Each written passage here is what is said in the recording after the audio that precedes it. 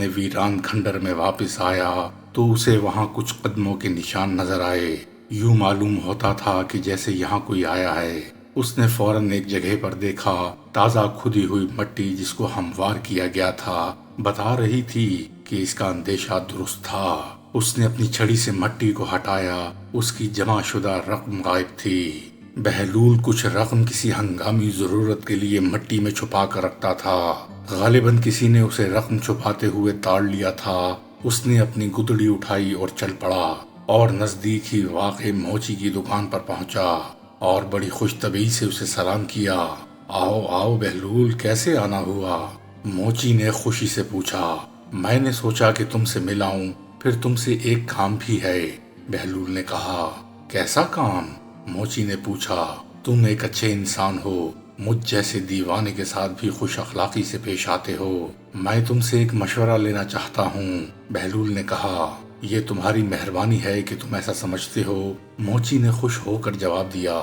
بہلول ذرا قریب ہو کر بولا، تم تو جانتے ہو کہ میں ویرانوں، کھنڈروں اور خالی مکانوں ہی میں رہتا ہوں۔ میں جہاں بھی رہا وہاں تھوڑی بہت رقم اپنے برے وقت کے لیے بچا کر زمین میں دفن کر دی۔ تم ذرا حساب لگا کر مجھے بتاؤ کہ یہ رقم کل کتنی ہوتی ہے؟ ہاں ہاں، کیوں نہیں، تم بتاؤ، میں حساب کیے دیتا ہوں، موچی نے فراغ دلی سے کہا۔ خدا تمہارا بھلا کرے۔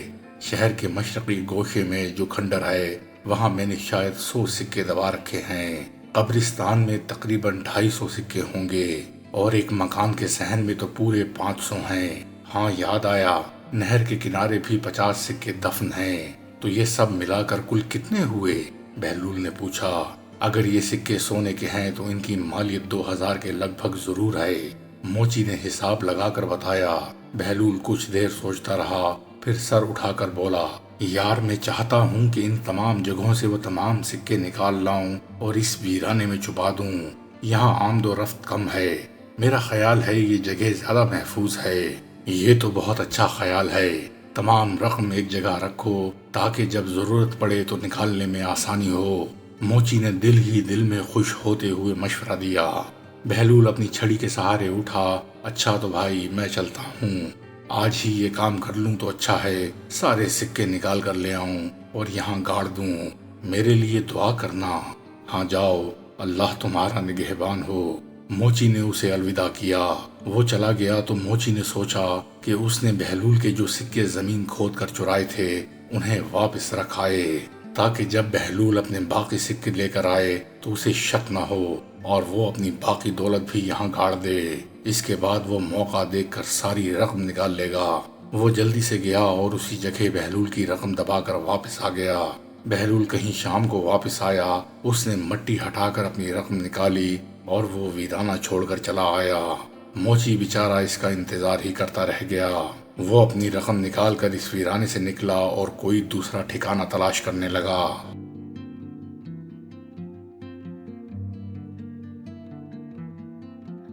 اتفاقاً اسے ایک شکستہ مکان نظر آیا جو خالی پڑا تھا۔ تمام شہر جانتا تھا کہ وہ ویرانوں سے مانوس ہے، وہ ایسی ہی جگہوں پر رہتا ہے، اس لیے عموماً کوئی اس سے تعرض نہیں کرتا تھا۔ اس کی بے سر و سامانی ہی اس کا اثاثہ تھی۔ اس نے شکستہ مکان کا ایک گوشہ صاف کیا اور وہیں ڈیرا جما لیا۔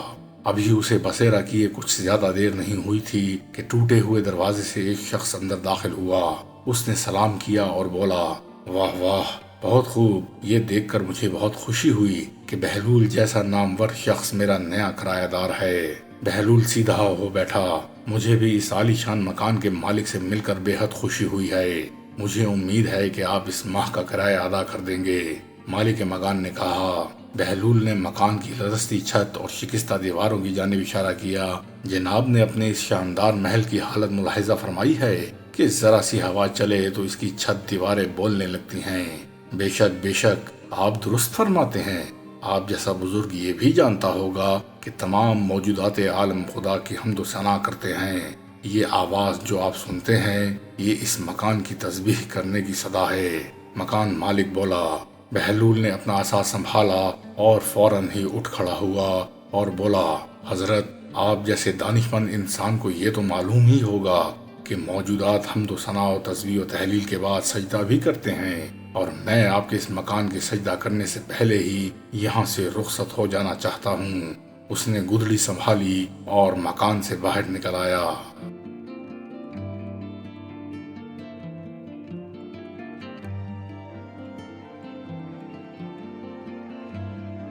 ہارون نے اپنی بہت سی کوشش کی کہ کسی طرح بہلول پر گرفت کی جا سکے، لیکن اس کی حاضر دماغی، اس کی پرحکمت گفتگو اور عوام کے ساتھ اس کی قربت نے اسے اس کا موقع نہیں دیا۔ وہ اپنے جاسوسوں کو اس کے پیچھے لگائے رکھتا تاکہ اس کی سرگرمیوں سے باخبر رہے۔ کسی وقت سختی سے اس کی باز پرس بھی کرتا، لیکن اکثر مشکل موقعوں پر بہلول ہی کام آتا۔ ایک بار ایک سیاح بغداد میں آیا۔ اس نے گھاٹ گھاٹ کا پانی پیا تھا، ملکوں ملکوں گھوما تھا۔ جب ہارون کے دربار میں پہنچا تو اس نے خلیفہ کے وزیروں اور دانشوروں سے کچھ سوالات کیے، لیکن کوئی بھی ان کا جواب نہ دے سکا۔ ہارون اپنے مقربین کی نالائقی پر بہت شرمندہ ہوا۔ سیاح رخصت ہوا تو وہ اپنے وزیروں اور مشیروں پر برس پڑا۔ تم سب لوگ میرے لیے باعث ننگ و عار ہو۔ آج اس سیاح نے تمہیں کیسا عاجز کیا؟ یوں معلوم ہوتا تھا جیسے تم اس کے مقابلے میں طفل مکتب ہو۔ درباریوں کے سر شرم سے جھک گئے۔ ان کے پاس اپنی صفائی میں کہنے کے لیے کچھ بھی نہیں تھا۔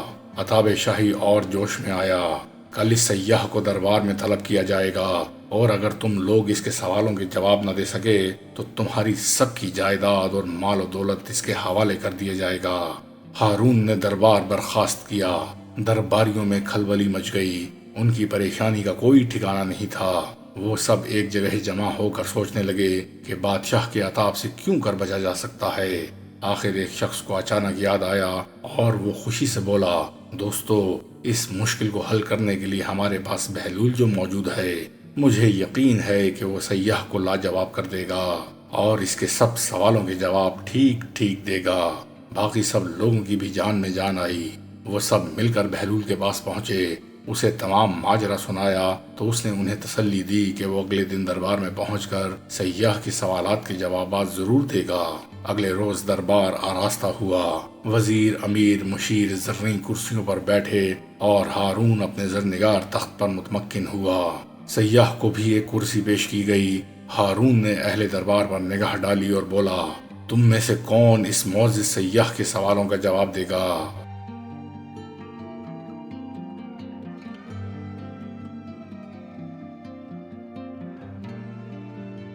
اہل دربار نے آنکھوں ہی آنکھوں میں ایک دوسرے کی طرف دیکھا کہ بہلول کا نام کس طرح لیں، کہیں اس کا نام ہارون کو ناگوار نہ گزرے کہ اسی وقت بہلول کی آواز گونجی، یہ دیوانہ حاضر ہے۔